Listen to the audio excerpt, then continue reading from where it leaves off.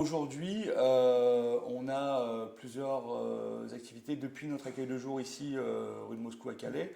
On a tout d'abord 3 fois par semaine une équipe qui va en maraude, qui va à la rencontre des exilés sur leur lieu de vie, entre guillemets, en amenant du thé et du café pour commencer à entrer en contact avec les gens, pour voir un peu quelles sont leurs conditions de vie, voir un peu comment ils vivent la situation, qui nous remontent leurs difficultés.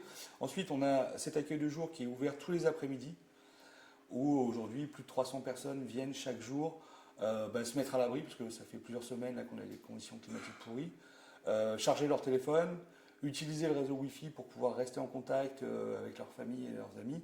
Et puis voilà, nous on a des bénévoles ici qui font du lien avec eux. Ça passe par des jeux, ça passe par des dessins, de la peinture.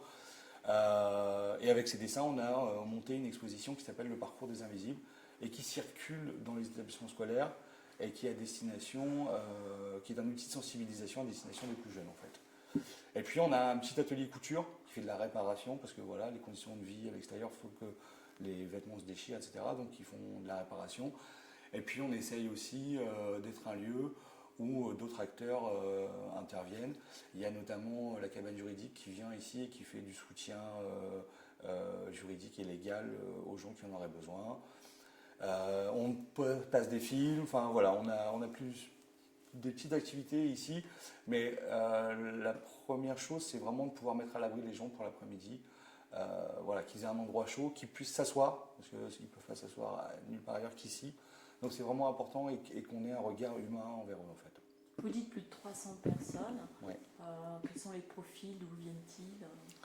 Alors majoritairement, on a des gens qui arrivent du Soudan, d'Afghanistan, d'Irak, d'Iran, d'Érythrée, d'Éthiopie, qui sont potentiellement des gens qui pourraient obtenir un statut de réfugié s'ils pouvaient le demander en France.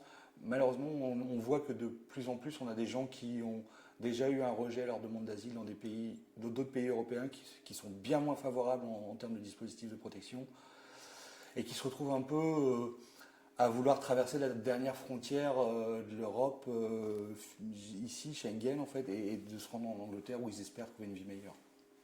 En 20 ans, vous avez dû en voir, en croiser, en écouter, en accueillir.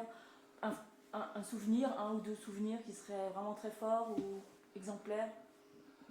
Bah, il y a plein de gens que j'ai en mémoire. Il y a un jeune Afghan auquel je pense qui était ici, qui est passé en Angleterre et qui finalement en Angleterre a pas demandé l'asile. Il a eu peur parce qu'il craignait d'être envoyé vers l'Afghanistan. C'est à l'époque où les Anglais renvoyaient des gens en Afghanistan. Donc il est revenu en France.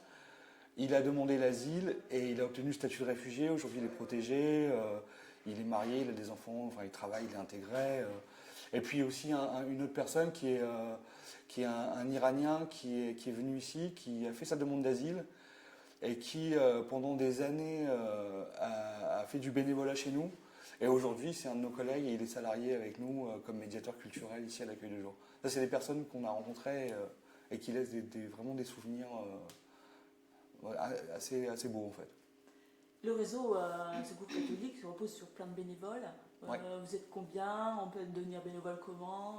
Est-ce que vous avez tout le monde? Comment ça fonctionne? Oui, alors toutes les bonnes volontés sont les bienvenues. C'est vrai qu'on a tout. Enfin voilà, aujourd'hui avec 300 exilés qui viennent chaque jour, on a besoin de renforcer notre présence bénévole. Donc c'est vrai que on est d'abord une association de bénévoles en fait.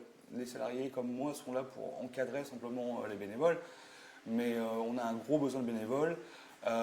Et des bénévoles qui peuvent venir et proposer des activités. Je sais qu'on va monter un atelier guitare parce qu'il y a un bénévole qui est arrivé et qui avait envie, qui est musicien et qui avait envie de partager ça.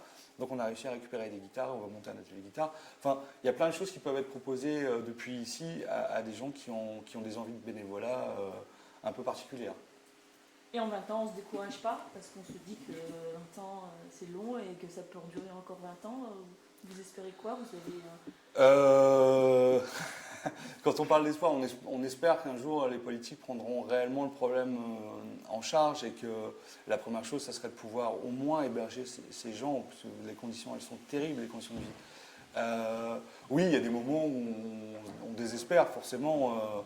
c'est dur le soir de remettre des femmes et des enfants qui ont passé l'après-midi à l'accueil de jour, de les remettre à la rue et de savoir qu'ils vont dormir à l'extérieur. Mais en même temps, ils ont tellement...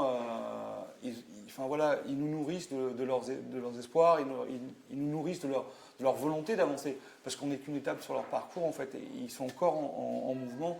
Donc ça nous aide dans les moments où on se sent un peu moins.